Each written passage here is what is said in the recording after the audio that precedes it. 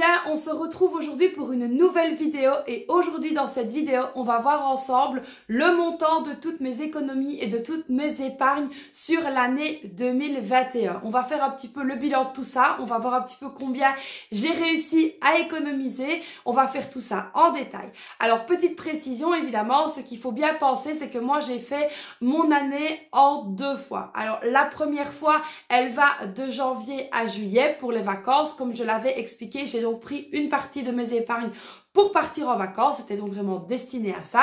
Et puis la deuxième partie a commencé au mois de septembre parce que comme vous le savez, nous sommes donc partis à cheval sur juillet et sur août. Et puis donc du coup, on a repris les épargnes du mois de septembre jusqu'à maintenant. Donc là c'est parti, on va un petit peu voir tout ce qui s'est passé et je vais tout vous réexpliquer en détail. C'est parti, let's go, on se penche sur le bureau juste derrière moi. Alors quelque chose qui vous a particulièrement amusé, que vous avez été très nombreux à faire parce que je l'ai vu vraiment passer sur le groupe et c'est vrai que voilà, on n'en a pas parlé ouvertement sur le groupe parce que j'ai préféré préserver un petit peu les personnes qui avaient acheté, donc c'est vrai qu'on n'a pas vraiment parlé en long, en large et en carré des challenges économie, mais c'est vrai que j'ai vu que beaucoup de personnes l'avaient fait et avaient eu de très très bons résultats. D'ailleurs n'hésitez pas à me dire un petit peu dans les commentaires les totaux que vous avez eu au niveau du challenge économie 2021. Donc ici voilà mon challenge à moi. Donc ici comme je vous l'avais déjà montré en janvier j'avais mis 100 €, en février 470, en mars 100 €, en avril 50, en mai 10 et en juin 39. Alors pourquoi est-ce que ces montants là sont soulignés? Tout simplement parce que j'avais pris ces montants là pour pouvoir partir en vacances. Alors pour ne rien vous cacher, pour être vraiment transparente avec vous, au mois de juillet et au mois d'août je n'ai rien mis parce que tout simplement on était en vacances et que c'était assez compliqué pour moi de pouvoir suivre les challenges ces 2 mois là, donc du coup c'est 2 mois que je n'ai pas fait. Ensuite de retour en septembre j'ai mis 55 €. Au mois d'octobre 200 €, au mois de novembre 80 et ici au mois de décembre je ne l'ai pas fait parce que je l'ai tout simplement remplacé par le défi de Noël. Alors vous allez me dire oui mais pourquoi Christelle on ne voit pas dans tes budgets quand tu mets ton budget en place le montant que tu attribues à tes challenges? Tout simplement parce que ce sont des montants que je mets de base entre guillemets, je sais que ça n'en est pas mais dans les crédits dettes, j'ai considéré ça un petit peu on va dire comme un crédit que je dois vraiment rembourser pour que aussi vous ne le voyez pas parce que tout simplement ça vous aurait donné des indices sur ce que je dois faire.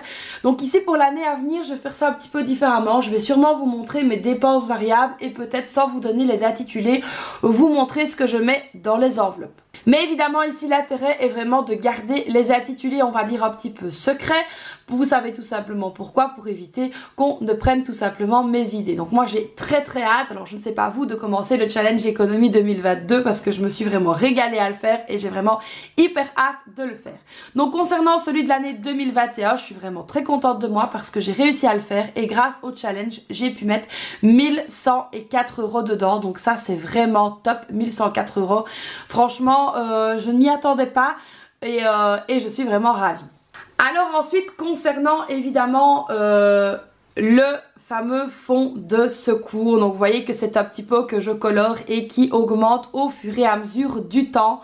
Donc ici au niveau du fonds de secours on est déjà arrivé à la case ici 750 mais j'ai exactement mis 795 € dedans.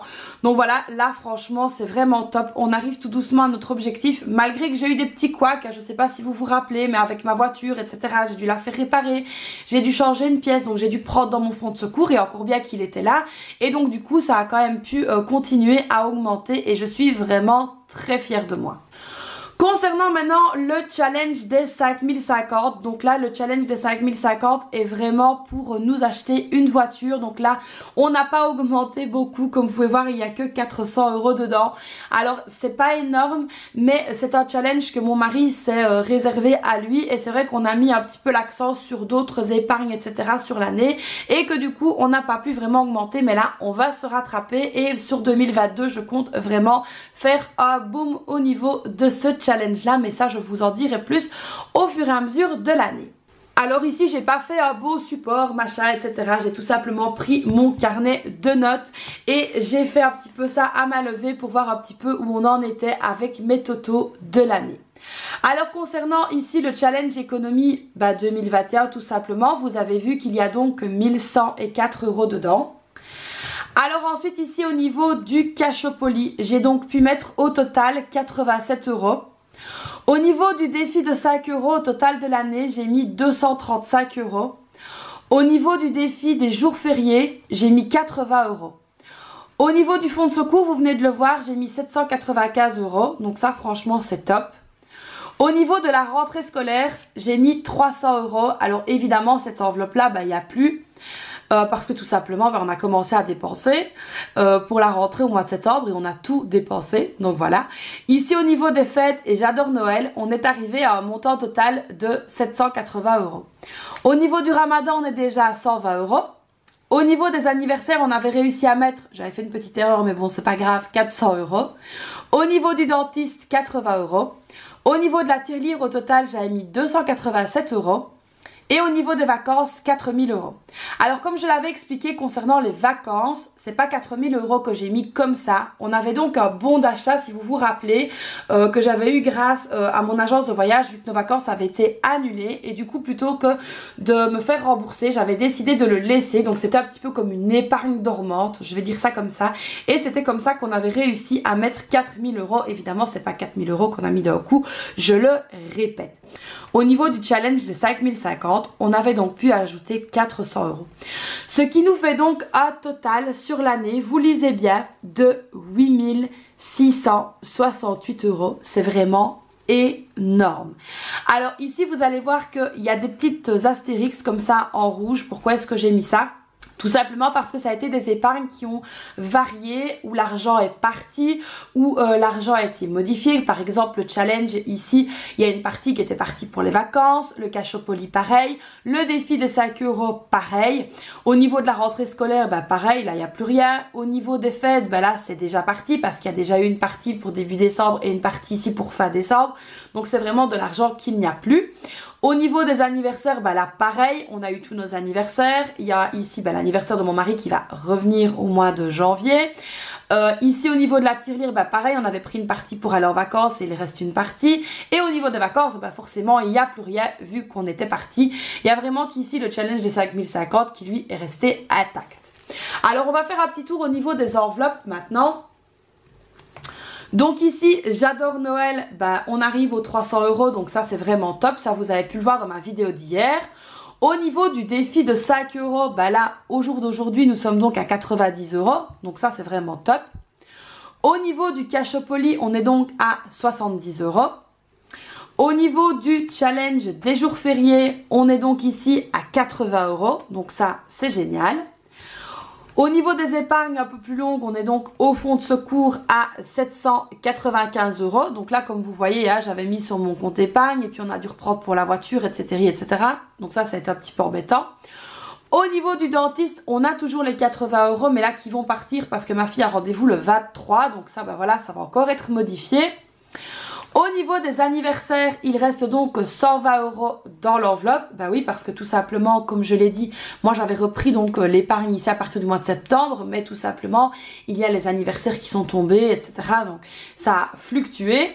Ici au niveau des fêtes, il reste donc 180 €, plus évidemment les 300 de J'adore Noël, donc ça fait 480 €. Les 480 € qui restent, ça va donc être tout simplement pour le repas et les petits imprévus qu'on va donc avoir. Mais franchement, j'espère ne pas tout dépenser parce que pour les cadeaux, c'est fait. Et donc ici, j'espère vraiment qu'on va pouvoir remettre de l'argent dans l'enveloppe pour l'année prochaine, tout simplement. Et donc, on va vraiment essayer de faire avec le minimum. Alors ici, au niveau maintenant de la dernière épargne, qui est donc l'épargne du Ramadan, on est donc à 120 €. Donc ça c'est vraiment top parce que c'est une épargne qu'on a quand même commencé que au mois de septembre. Et le Ramadan arrive au mois d'avril. Donc du coup ici mon but c'est vraiment de faire augmenter l'enveloppe. Alors cette année je pense pas faire de chichi, acheter de la vaisselle, des machins, des trucs. La seule chose que j'espère c'est pouvoir se faire plaisir. On va dire... Au niveau de l'alimentation, au niveau alimentaire, on va vraiment essayer de prendre des choses qu'on a envie de manger, mais ce sera vraiment tout. Je pense pas que je vais faire des décos spéciales et tout, pas du tout. C'est pas mon but cette année, je l'ai fait un petit peu l'année passée pour les filles, mais voilà. on va pas exagérer, tout simplement pour pouvoir respecter au mieux son budget et pour pouvoir atteindre nos objectifs d'épargne. Donc voilà un petit peu ici au niveau de mes enveloppes d'épargne. Donc comme vous avez pu le voir, il y a des épargnes qui ont donc fluctué évidemment pendant l'année, qui ont été modifiées parce qu'on a fait des achats. Mais au niveau des épargnes en elles-mêmes, je suis vraiment très contente. Plus de 8 000 €, ça fait vraiment plaisir de voir que la méthode fonctionne et j'espère que la méthode fonctionne chez vous aussi. Donc voilà les amis pour mes économies de 2021, franchement c'est juste ouf quand on fait le total et qu'on se rend compte de l'argent qu'on a pu mettre de côté et utiliser à bon escient, parce que c'est surtout ça, même si on fait des économies, ce n'est pas de l'argent qu'on a, donc ces fameux 8 000 €, je ne les ai pas là dans mes mains, ils ont tout simplement été destinés à des dépenses comme les vacances, comme les anniversaires, etc. Mais c'est de l'argent qu'on a pu budgétiser et justement utiliser et être un peu plus à l'aise que d'habitude. Donc ça franchement c'est vraiment génial. Alors c'est vrai que mon mari et moi on n'a pas l'habitude d'aller dans les restaurants, on n'a pas l'habitude de manger dehors, on n'a pas l'habitude de faire des grosses sorties ou de faire des gros achats de vêtements, on n'a pas du tout ces habitudes là. Donc ça c'est notre mode de fonctionnement à nous. Maintenant je sais qu'il y a des personnes qui aiment beaucoup aller au restaurant, qui aiment beaucoup sortir, etc. Et ça c'est tout à leur honneur évidemment, s'ils aiment faire ça, que chacun fasse un petit peu ce qu'il a envie. Mais c'est vrai que nous, grâce à ces économies qu'on fait, parce qu'il faut bien se le dire, une fois qu'on va au restaurant quelque chose, on en a tout de suite pour une centaine d'euros et nous voilà c'est 100 € qu'on préfère vraiment mettre de côté pour pouvoir se faire plaisir en vacances. Alors honnêtement voilà, je ne me fais pas la sade hein. Quand on va en vacances on profite un maximum, ça d'ailleurs vous avez pu le voir, on a pu aller à l'hôtel 2 fois, on a pu vraiment profiter avec la famille, donc ça c'est vraiment nos objectifs de vie à nous, c'est que quand on retourne au pays, donc dans le pays de mon mari en l'occurrence, on a vraiment envie de profiter. Donc là, on va avoir maintenant des nouveaux objectifs d'épargne pour 2022. Ça fera l'objet d'une prochaine vidéo, ça vous l'aurez compris. Mais voilà, on essaye vraiment de faire au maximum pour pouvoir atteindre nos objectifs, pour toucher, on va dire, nos rêves du bout des doigts. Et c'est vrai qu'on y arrive petit à petit. Donc c'est vraiment une méthode qui fonctionne. Donc si vous êtes un petit peu dubitatif au niveau du challenge économie, là vous avez pu le voir, rien qu'avec le challenge économie, j'ai quand même pu faire 1100 € de côté, malgré qu'il y a 2 mois que je n'ai pas fait, donc c'est quand même énorme. Alors je sais qu'il y en a qui l'ont partagé sur YouTube aussi, mon challenge, donc n'hésitez pas à chercher un petit peu et à aller voir. Vous trouverez évidemment des personnes qui ont fait beaucoup plus que moi, mais moi je préfère voilà budgétiser les anniversaires, les fêtes, faire un petit challenge pour Noël, le défi des 5 €, plutôt que de tout concentrer dans le même truc. Bon ça c'est mon avis à moi. Maintenant pour 2021 ça va changer un petit peu, je vous expliquerai tout ça évidemment en détail. Donc voilà les amis, moi pour mon bilan de 2021 qui s'annonce quand même super chouette. Donc là c'était déjà une grosse partie de ce fameux bilan de l'année et je suis vraiment hyper contente du bilan de mes épargnes.